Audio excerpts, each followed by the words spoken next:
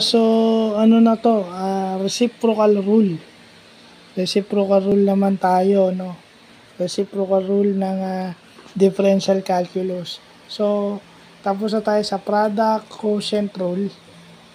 So, ito naman yung reciprocal rule. Differential calculus pa rin ito. Meron palang reciprocal rule, no?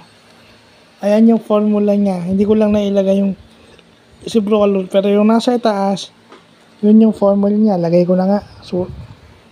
Sulat ko lang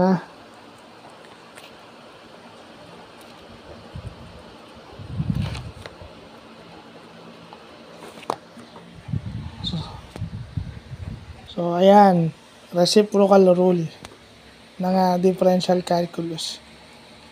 Yung yung madali lang muna example kasi merong reciprocal rule combined with the product rule and the quotient rule. Pero yung reciprocal rule muna, yun ang pagpapractice natin.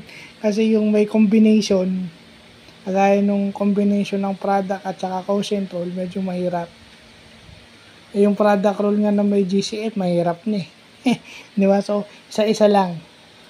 So, yun lang po.